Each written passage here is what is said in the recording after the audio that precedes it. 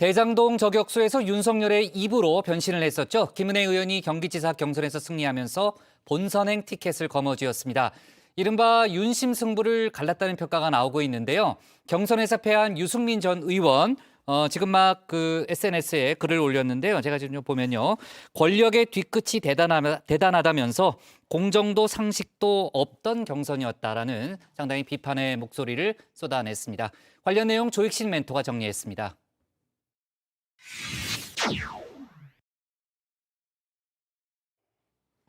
지난 대선에서 대장동 저격수로 이름 알린 김은혜 의원. 당내 개혁 보수의 상징이자 대선 주자 가운데 한 명이었던 유승민 전 의원을 저격하는 데 성공했습니다. 52.67% 대 44.56%. 현역 의원에게 주어지는 5% 감점을 받고도 여유롭게 유 전 의원을 따돌린 겁니다. 함께 저와 경선을 치르셨던 유승민 후보님께도 감사와 위로 말씀을 같이 드리고요. 그 경륜과 지혜를 제가 계속 받들고 함께 이번 본선을 제가 잘 치르는 각오 전해드리겠다. 말씀을 드리겠습니다.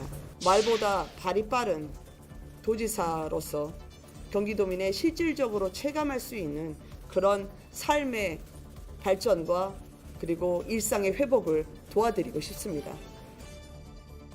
이번 경선 결과 일반 여론조사 50%, 당원투표 50%를 합산한 수치인데요. 구체적인 득표율은 보완에 붙여졌습니다.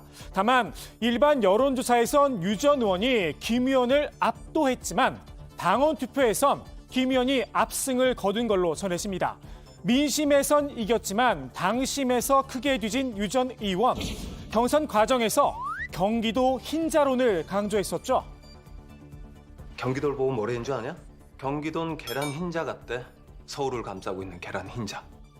서울은 노른자다, 경기도는 흰자다, 이런 대사를 들었습니다. 정말 가슴이 아팠습니다. 23년 동안 갈고 닦은 정책 역량, 정치적 역량을 총동원해서 마지막 봉사를 경기도에서 하기 위해서 출마했습니다.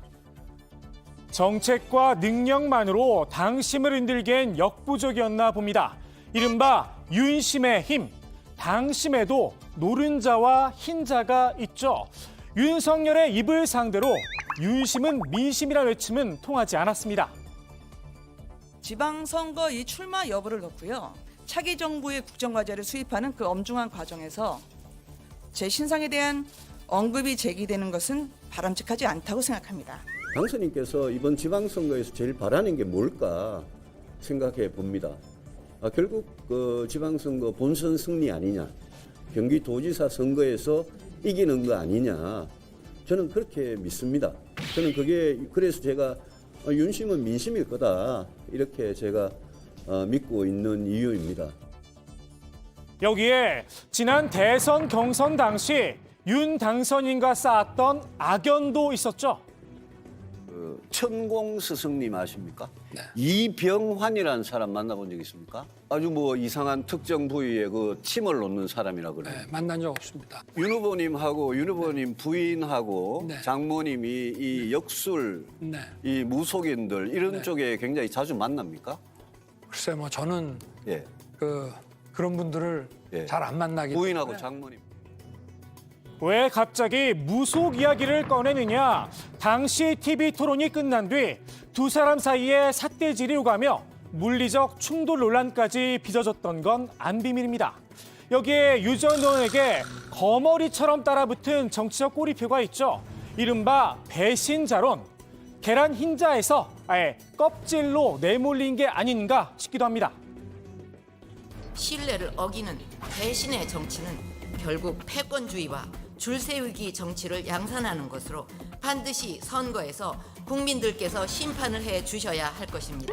배신자다라는 얘기가 계속 있어왔기 때문에 그걸 당심에서 과연 이걸 견딜 수가 있을까라는 부분을 우려해서 여쭤보는 겁니다. 박근혜 정부가 이 방향으로 갔으면 좋겠다라고 저는 진심을 담아서 이야기했고, 저희 그때 예언이나 저희 이야기가 저는 지나고 나서 다 그대로 현실이 됐다고 생각하고 있어요. 이제 우리 당원들께서 7년 전에 그 문제 가지고 거기서는 저는 많이 벗어나셨을 거다. 이번 경기지사 경선에 패하면서 유 전 의원이 택할 수 있는 정치적 운신의 폭도 크게 좁아졌습니다. 깊은 장고의 시간을 가질 걸로 보입니다. 이번에는 진짜 정계 은퇴냐, 경기도지사 출마냐 딱 이 선택이었습니다. 우리 사회를 위해서 정치라는 세상에서 가장 중요한 이 정치라는 행위를 통해서 뭔가 기여를 할 수 있느냐.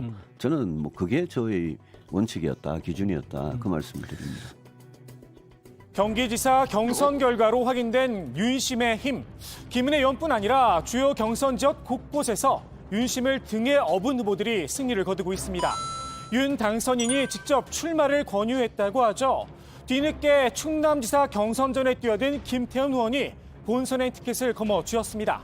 충북에서도 윤의 남자가 경선에서 승리를 했는데요. 당선인의 특별 고문 김용환 전 의원이 공천을 확정했습니다. 경기지사 출마를 준비하다 충북지사로 급 변침을 했는데도 말입니다. 다만 윤심이 프리패스권은 아닌 듯합니다. 윤석열 정부의 적임자론을 앞세운 김재원 전 최고위원. 대구시장 경선에서 홍준표 의원에게 크게 밀리고 있죠. 단일화 카드를 꺼내들며 승부수를 띄우기도 했는데요.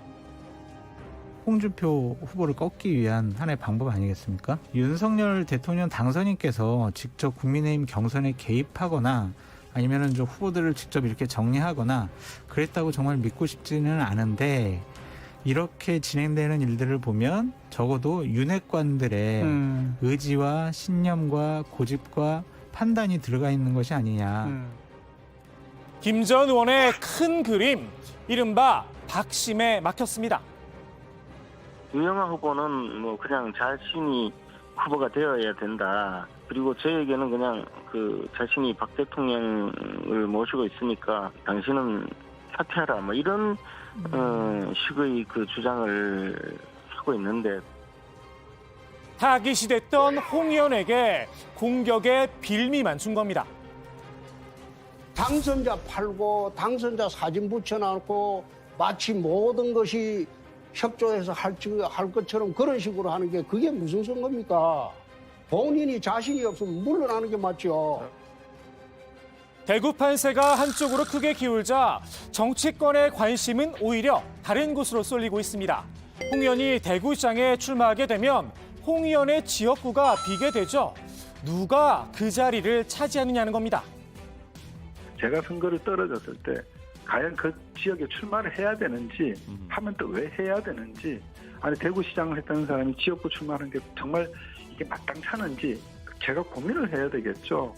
지금은 뭐 그럴 계획이 전혀 없습니다. 아직은 뭐 대구시장 경선 당내 경선에 오로지 매진해야 되지. 지금 뭐 그 제가 낙선한 걸 전제로 다음 계획을 만드는 그런 바보가 어디 있습니까? 유 변호사는 고민해보겠다. 김 전 최고위원은 지금은 계획이 없다는 건데요. 글쎄요, 홍 의원이 지역구를 넘겨주게 된다면 본인의 뜻이 제일 중요하겠죠. 이미 마음은 한쪽으로 기운 게 아닌가 싶기도 합니다. 김 전 최고위원은 지난 대선 당시 함께 치러진 대구 중남구 보궐선거에도 도전하려고 했었는데요. 당의 무공천 방침에도 무소속으로 출마를 하려다 결국 미수에 그쳤습니다. 그 대구 쪽 출마 의사를 접으시면서 좀 힘든 시간을 뭐 출마 의사를 접었다기보다는 미수에 그쳤죠.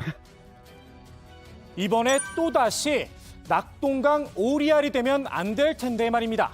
일단 내일 발표될 대구 경선 결과를 지켜봐야 할 듯합니다.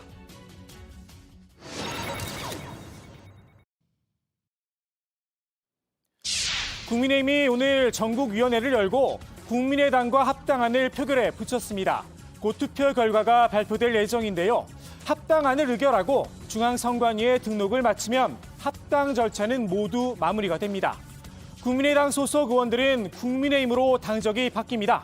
자연스럽게 국민의힘 의석수도 110석에서 113석으로 늘어나게 됩니다. 그런데 여기에 돌발 변수가 하나 생겼습니다. 최근 정치권의 주요 쟁점으로 떠올랐죠. 민주당의 검수 완박 주장에 국민의당 권은희 원내대표가 찬성을 하고 나선 겁니다. 검수완박의 반대 입장을 분명히 한 국민의 입장에선 당황스러울 수밖에 없었겠죠. 당장 이런 비판의 목소리가 나왔습니다.